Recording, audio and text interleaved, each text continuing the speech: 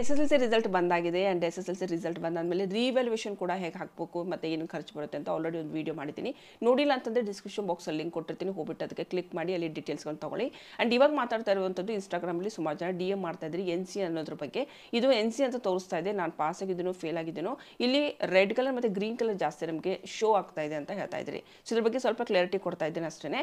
NC ಅಂದರೆ ಏನು ಅಂತ, NC ಅಂದರೆ ನಾಟ್ ಕಂಪ್ಲೀಟೆಡ್ ಅಂತ ಅರ್ಥ. ಫಾರ್ ಎಕ್ಸಾಂಪಲ್ ಇವಾಗ ನಾವು ಯಾವುದಾದ್ರು ಒಂದು ಸಬ್ಜೆಕ್ಟನ್ನು ಬರೆದಿದ್ದೀನಿ ಅಂತ ಅನ್ಕೊಳ್ಳೋಣ. ಇವಾಗ ಇಂಗ್ಲೀಷ್ ಅಂತಲೇ ತೊಗೊಳ್ಳೋಣ. ಇಂಗ್ಲೀಷ್ ಮಾರ್ಕ್ಸು ನಮಗೆ ಇವಾಗ ಒಂದು ಸಬ್ಜೆಕ್ಟ್ ಪಾಸ್ ಮಾಡ್ಕೊಳ್ಳೋದಕ್ಕೆ 80 ಮಾರ್ಕ್ಸ್ ಇಟ್ಟಿದ್ದಾರೆ. 80 ಮಾರ್ಕ್ಸ್ ತೊಗೊಂಡವ್ರನ್ನ ಪಾಸ್ ಮಾಡ್ಬೇಕಂತ ಇರುತ್ತೆ. ಸೊ ಇಲ್ಲಿ 80 ಮಾರ್ಕ್ಸ್ ನಾನು ಮಿನಿಮಮ್ ತೊಗೋಬೇಕಂತ ಇರುತ್ತೆ. ಬಟ್ ನಾನು ತೊಗೊಂಡಿರುವಂಥದ್ದು 28 ಮಾರ್ಕ್ಸ್ ತೊಗೊಂಡಿದ್ದೀನಿ ಅಂತ ಅರ್ಥ. ಓಕೆ, ಸೊ 28 ಮಾರ್ಕ್ಸ್ ತೊಗೊಂಡಿದ್ದೀನಿ, ಮುಂದ್ಗಡೆ NC ಅಂತ ಬರೆದಿರ್ತಾರೆ ಅವರು. NC ಅಂತಂದರೆ ಇಲ್ಲಿ ನಿಮಗೆ ನಾಟ್ ಕಂಪ್ಲೀಟೆಡ್ ಅಂತ ತೋರಿಸ್ತಾ ಇದೆ. ಮೊದಲಿನ ಕಾಲದಲ್ಲೆಲ್ಲ ಹೇಗೆ ಆಗ್ತಾ ಇತ್ತು ಅಂತಂದರೆ ಫೇಲ್ ಅಂತ ಬರ್ತಾ ಇತ್ತು ಅಥವಾ ಪಾಸ್ ಅಂತ ಬರ್ತಾ ಇತ್ತು. ಬಟ್ ಇವಾಗ NC ಅಂತ ಕೊಡ್ತಾ ಇದ್ದಾರೆ. ಹೀಗಾಗಿ ತುಂಬ ಕನ್ಫ್ಯೂಸ್ ಆಗೋಬೇಡಿ. ನಾವು ಇವಾಗ NC ಅಂತ ಯಾವ ಒಂದು ಸಬ್ಜೆಕ್ಟ್ ಮುಂದೆ ಬಂದಿದೆ ಅಂತಂದರೆ ನಾವು ಅಷ್ಟು ಮಾರ್ಕ್ಸ್ ತೊಗೊಂಡಿಲ್ಲ, ಹೀಗಾಗಿ ಆ ಸಬ್ಜೆಕ್ಟು ಫೇಲ್ ಆಗಿದ್ದೀವಿ ಅಂತಲೇ ಅರ್ಥ. ಓಕೆನಾ? ಬಟ್ ಅದೇ ಹಾಗಂತ ಬೇಜಾರಾಗಕ್ಕೆ ಹೋಗಬೇಡಿ. ಫೇಲ್ ಆದವರಿಗೆ ಮುಂದೆ ಮತ್ತೆ ಎಕ್ಸಾಮ್ ಬರೆದ್ಬಿಟ್ಟು ಮತ್ತೆ ನೀವು ಪಾಸ್ ಮಾಡ್ಕೋಬೋದು.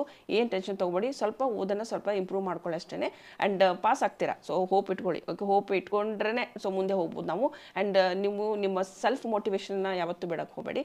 ಸೊ ಡೈಲಿ ಟು ಡೈಲಿ ಸ್ವಲ್ಪ ಇನ್ನೂ ಇಂಪ್ರೂವ್ ಮಾಡ್ಕೊಳ್ಳಿ ನಿಮ್ಮ ಸ್ಟಡಿನ. ಓಕೆ, ಸೊ ಐ ಹೋಪ್ ನಿಮ್ಗೆ ಗೊತ್ತಾಗಿದೆ ಅಂತ ಅನ್ಕೋತೀನಿ NC ಅಂದರೆ ಏನು ಅಂತ. ಸೊ ಮುಂದಿನ ವಿಡಿಯೋದಲ್ಲಿ ಮತ್ತೆ ನಾನು ಸಿಗ್ತೀನಿ. ಅಲ್ಲಿವರೆಗೂ ನಮಸ್ಕಾರ.